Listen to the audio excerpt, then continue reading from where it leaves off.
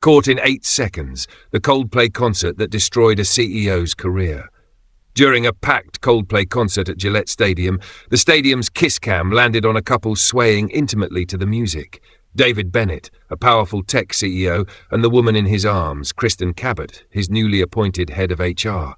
But the moment the camera hit them, panic erupted. Kristen turned away, covering her face. David dropped his arms in shame and crouched, as if hiding from a truth too big to bear. Back home, miles away in Boston, Rachel Bennett was celebrating their son's birthday with their 3 children. The TV was on. Laughter filled the room until the screen flashed David's embrace. Rachel froze. Her youngest pointed, "Mom, isn't that Dad?" Her world collapsed in a second. What happens when a perfect life shatters in front of millions? Can betrayal this public ever be forgiven? Or is some damage simply too deep to heal? The fall begins with one spotlight. From the outside, David and Rachel Bennett were the very picture of an American dream family. David, 42, was the charismatic CEO of Skyline Media Group, one of the fastest-growing digital advertising firms on the East Coast. A self-made man, he'd built the company from a small startup in Philadelphia into a media empire with dozens of Fortune 500 clients. He was the kind of leader who inspired loyalty and envy. Rachel, 40, was no less accomplished. A respected admissions director at Kensington University, she had a natural warmth that made both students and faculty trust her instinctively. Despite her busy career, Rachel's life revolved around one thing: family. They lived in a beautiful colonial-style house in Chestnut Hill, a picturesque suburb of Philadelphia. Inside, the walls were filled with photographs: family ski trips to Vermont, birthdays in the backyard, beach vacations in the Outer Banks. They had 3 children: Olivia, 16, Max, 12, and little Noah, 8, and a golden retriever named Lucky. Everyone admired the Bennetts. They were stable, kind, successful. To their friends, their marriage looked unshakable, and to Rachel, it truly felt that way. David was affectionate, involved, always present at school events or family dinners, until slowly the small signs began to appear. David stayed later at the office. He spent more weekends on company retreats or client mixers. He was still loving but distracted. Rachel noticed, but she trusted him. After all, they had built this life together. What could possibly shake it? July 16th was supposed to be special. It was Noah's birthday. Rachel had decorated the living room with streamers and Coldplay-themed balloons, Noah's favourite band.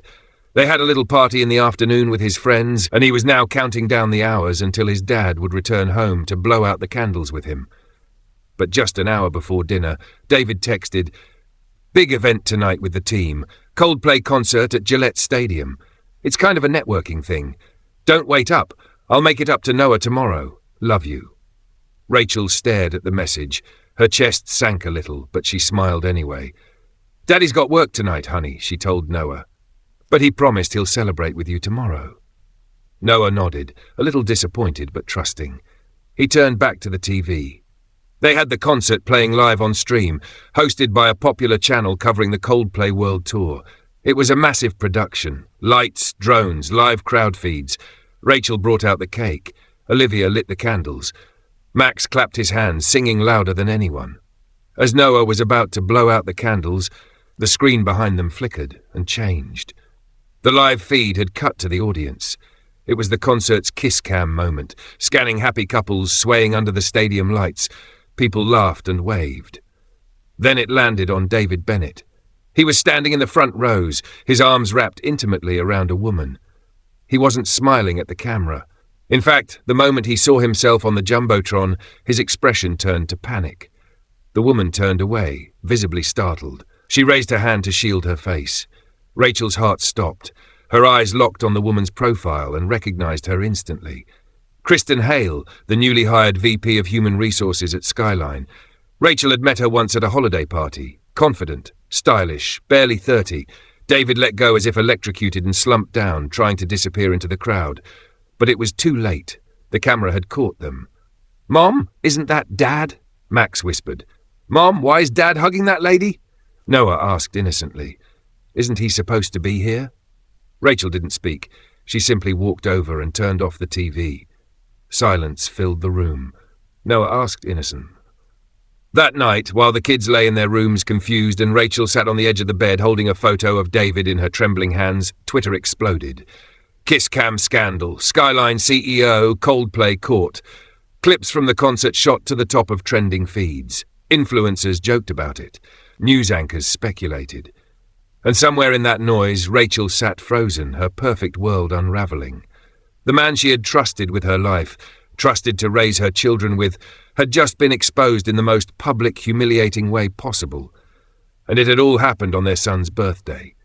David Bennett didn't remember the drive home from Gillette Stadium. His mind was a haze of flashing lights, screaming voices, Kristen's panicked whisper, "Oh my God, we're on camera." The roar of the crowd was still ringing in his ears, but it wasn't for the music anymore. It was for him. The laughing, the gasping, the flashing phones. By the time he reached the house in Chestnut Hill, it was well past midnight. Every light in the house was off, except for the one in the master bedroom. David turned the key slowly. The lock clicked louder than it should have. He pushed the door open gently, but the familiar creak in the floorboard betrayed him. He paused in the foyer, heart pounding. He couldn't hear the dog. No footsteps, no television. He tiptoed past the living room, where a half-melted birthday cake still sat on the dining table. 8 candles, one for each year of Noah's life. All burned out, none blown by his father. He closed his eyes. The shame curled inside him like a snake. David climbed the stairs, loosened his tie, and headed for the shower. The scent of Kristen's perfume still lingered on his collar. He scrubbed harder than he ever had before, like he was trying to erase the last 12 hours from his skin. When he stepped into the bedroom, Rachel was awake. She sat upright on the bed, knees to her chest, hands clutching a framed photo of the 5 of them at the beach. Her eyes were red and raw. She didn't even look at him. "Rachel," he began, voice cracking. She didn't answer. He took a cautious step closer. "I didn't mean for this to—" "You weren't at some networking event," she said quietly. "You were with her, on our son's birthday." He opened his mouth, closed it. What could he say? "The kids saw it. I saw it. The whole goddamn country saw it, David." He sank to the edge of the bed, burying his face in his hands. "I made a mistake," he whispered. Rachel gave a short, sharp laugh. "No, David.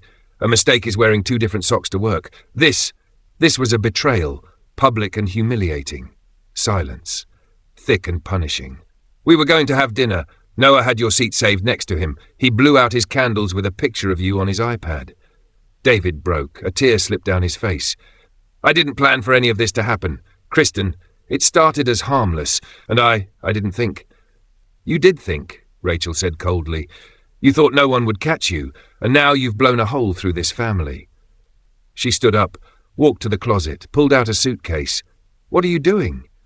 "I need space. For me, for the kids. You're going to stay somewhere else for a while." David reached for her arm, but she stepped back. "Please, Rachel, just give me a chance to explain." "You had every chance," she said, her voice trembling. "And tonight you used it to wrap your arms around another woman on national television."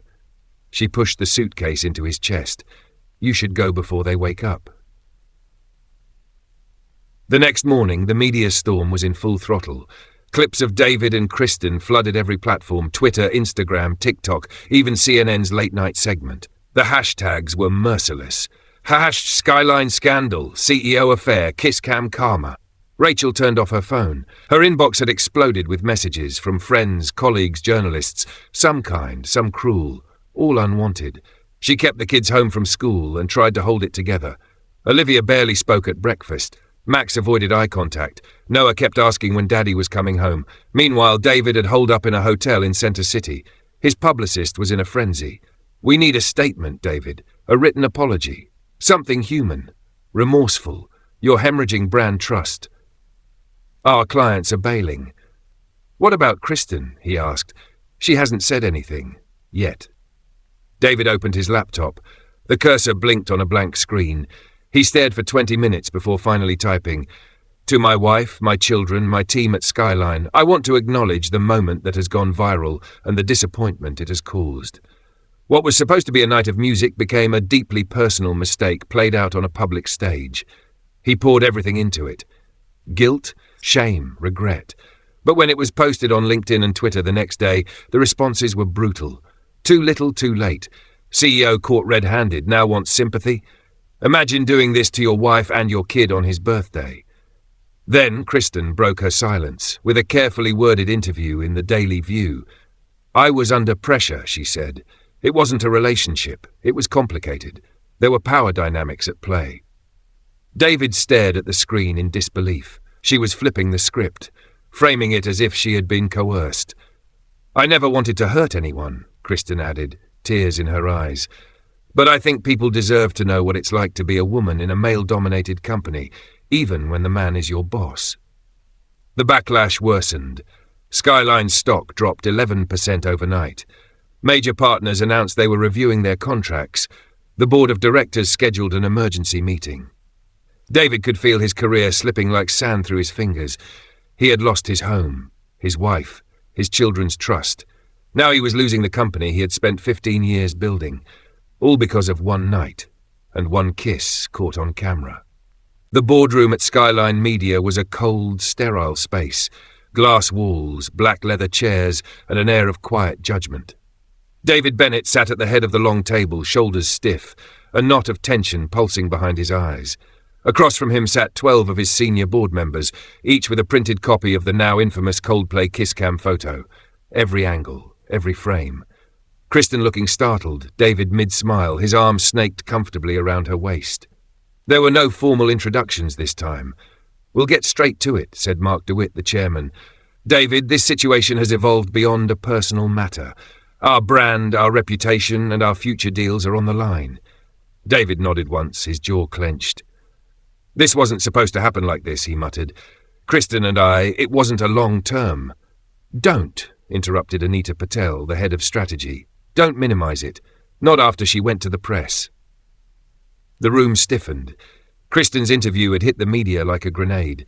Her words about unspoken pressure, blurred boundaries, and being unsure how to say no left room for interpretation.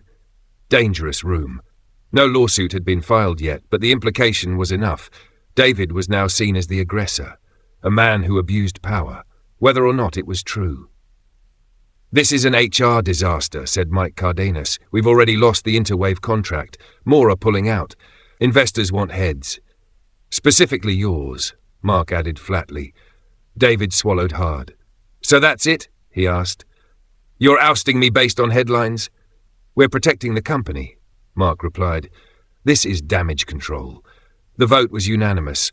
By 2 p.m. a press release was drafted. David Bennett has stepped down from his role as CEO of Skyline Media, effective immediately. David stood alone outside the building that once bore his name. The plaque had already been removed. The security guard nodded politely, but didn't speak. He held a small box of his belongings, framed photos of his kids, a leather-bound journal, and a pen Rachel had gifted him years ago that read Best Dad, Best Leader. The irony cut deep. He drove in silence through Boston's tangled highways, no destination in mind. His phone buzzed non-stop. Texts from reporters, calls from old colleagues, even a voicemail from his mother whispering, "Are you okay?" But nothing from Rachel. Not a single message. Rachel Bennett sat at the kitchen table, the lights low, her eyes fixed on the blank divorce papers her lawyer had drafted. Noah was upstairs watching Paw Patrol. Olivia was on a video call with a friend, pretending everything was normal. Max, the quiet one, had stopped drawing altogether. Rachel exhaled slowly. She used to be so proud of David, his work ethic, his charm, his ability to light up a room. But now, every speech he'd ever made about family values and integrity felt like a slap in the face. Her inbox was full of forwarded articles and subject lines like, "Is this your husband? I'm so sorry. Are you okay, Rachel?" She wasn't okay, but she had to pretend to be, for the kids. 2 days later, David showed up at the doorstep. He looked like a ghost, disheveled, defeated. Rachel didn't open the door at first. When she finally did, he dropped to his knees on the front porch, the autumn leaves swirling around him. "I lost everything," he said. "You lost us first," Rachel replied. "I made one mistake." "No," she snapped. "You made 100 little choices that led to that mistake." David looked up, eyes bloodshot. "I need my family. I need you." She handed him the envelope. "These are the papers. I've already signed. My lawyer will finalize the rest." He looked stunned. You're serious? Dead serious. You can come visit the kids, we'll work out a schedule, but you and I? We're done. Rachel, please. Don't beg, she said quietly. It's beneath you. David stood slowly, numb, hollow. Where do I go now? He asked. That's not my problem anymore. She closed the door, gently but firmly, and just like that, the man who had once stood at the top of his industry was left standing outside his own home, with no job, no wife, and a reputation in shambles. 3 weeks had passed since David Bennett's resignation from Skyline Media. The media frenzy hadn't died down, it had only evolved. Hashtags like KissCam CEO, Power and Pressure, and Kristen Speaks Out continued to trend across social platforms. Each time David opened his phone, another opinion piece, podcast episode, or parody sketch mocked his downfall. He stopped reading them, stopped answering calls, stopped shaving. David now lived in a long-term stay hotel outside of Worcester, a place designed for travelling consultants and business people passing through. He wasn't passing through. He was stalling, hiding, trying not to completely unravel. The room smelled faintly of disinfectant and burnt coffee. Every morning, he'd walk the halls in sweatpants, ignoring the lobby TV, which often broadcast his own story under bold headlines.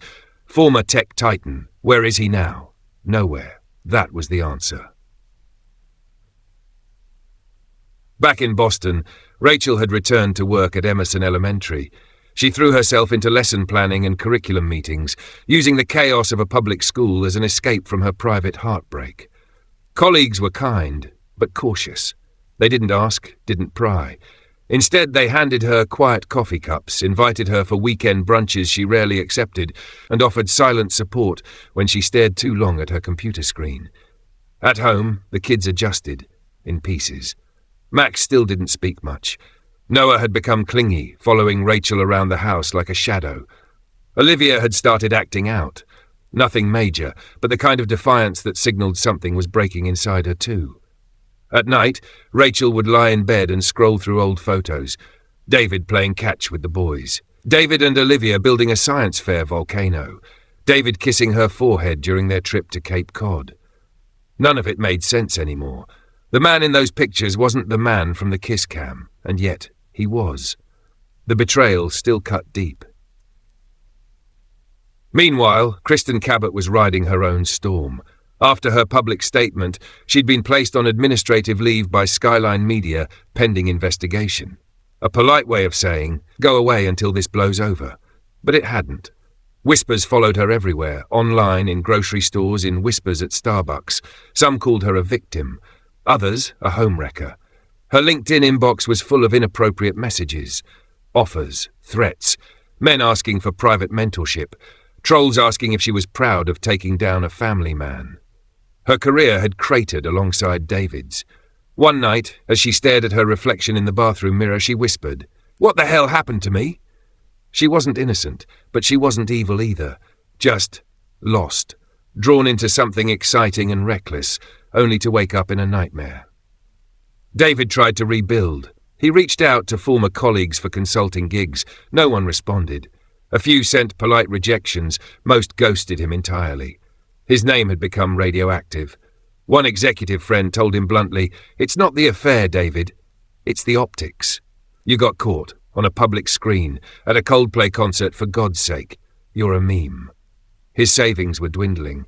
Lawyers were negotiating custody terms. Rachel had taken control of the house, and their financial accounts had been frozen pending asset division. And the worst part? He had nothing to fight back with. The respect he'd once commanded was gone. The power, the boardroom applause, the awards, the keynote speeches, all gone in a single flash of a camera lens. He just needed to see it. One cold November evening, David drove back toward the old neighborhood, his hands trembling on the wheel. He didn't have a plan. He just needed to see it. The house, the porch, the place he used to call home. He parked across the street, hidden under the shadow of an oak tree. The lights were on inside. Rachel sat on the couch with Max curled in her lap. Olivia was on her tablet. Noah danced around in superhero pajamas. A warmth radiated from the windows, a life continuing without him. His throat tightened. Then, for a brief second, Rachel looked up. Her eyes locked onto the silhouette of the car across the street. She didn't react. She just closed the curtain. And David sat there alone in the dark, with nothing but headlights and memories. 3 months had passed since the Coldplay concert, and winter had fully gripped New England. The snow came early that year, blanketing the streets of Boston in thick white silence. For most, the holidays brought warmth and celebration. But for David Bennett, it was a season of reckoning. He'd spent Thanksgiving alone. Christmas, too. His hotel room had grown colder, lonelier, and quieter. The once daily flood of media coverage had slowed, but the damage was done. David's name had become shorthand for scandal, his face forever tied to an 8-second clip broadcast to tens of thousands. His once loyal inner circle had all but vanished. His public apology, published to his now private social accounts, had been met with a mix of pity, mockery, and disbelief. Some called it courageous, most called it performative. Either way, Rachel hadn't responded. Not to the message, not to the voicemail, not even to the bouquet of white tulips he sent on what would have been their 12th wedding anniversary. On New Year's Day, David received a manila envelope from Rachel's lawyer. Finalized divorce papers. Inside was a neatly drafted agreement outlining custody terms, asset distribution, and visitation schedules. 3/4 of their shared property, including the family home and retirement accounts, would go to Rachel. The rest she left him. No bitterness, no vindictiveness, just resolution. Along with the paperwork, Rachel had included a handwritten note in her careful teacher-perfect penmanship. David, I'm not angry anymore. Just tired. The kids will need time, and so will I. Please don't make promises you can't keep again. I hope someday you find your way back to the man you used to be. He read it 3 times. By the 4th, his hands were trembling too hard to hold the paper. He signed. Meanwhile, Rachel had begun to breathe again. She'd repainted the living room, bought new bed sheets, took Olivia to see Taylor Swift, took Noah and Max sledding. The laughter came back slowly, like a muscle that had been unused for too long. She returned to posting photos on social media, not of perfection, but of healing. Selfies with the kids, books she was reading, small, everyday victories. Her colleagues noticed the change. So did her students. She was no longer the wife of the disgraced CEO. She was Rachel again. Just Rachel. Kristen Cabot had left Boston altogether. After months of being hounded online and turned away by recruiters, she accepted a position at a mid-sized tech company in Austin, Texas. Her job title was smaller, the office less sleek, but there was no scandal here, no whisper campaigns, no memes. In Texas, she was just another professional starting over. She'd cut her hair, moved into a 2-bedroom apartment, and adopted a rescue dog named Milo. The past didn't disappear, but it stopped following her like a shadow. One night, she stood on her apartment balcony, watching the sun set over the hills. Milo curled up beside her. "You did a dumb thing," she whispered to herself, "but you're not a dumb person." And for the first time, she almost believed it. As for David Bennett, he disappeared from headlines and eventually from Boston. There were rumors that he moved to Oregon, that he started working construction under a fake name, that he became a motivational speaker in some remote rehab retreat. No one really knew. One crisp morning, 6 months after the scandal, a letter arrived at Rachel's mailbox. No return address, just postmarked from a small town in Vermont. Inside was a single photo, the 4 of them from years ago, laughing at the beach. David had drawn a small heart over it, and on the back a single line, "I see it all now." Rachel sat at the kitchen table for a long time, staring at the photo. She didn't cry, she didn't smile. She just placed the photo in a drawer, not to forget, but to remember. As a chapter, a warning, a lesson. Because love, even when broken, never truly disappears. But trust, once shattered, may never return the same. The end. A story of love, ambition, betrayal, and the heavy cost of 8 seconds caught on camera.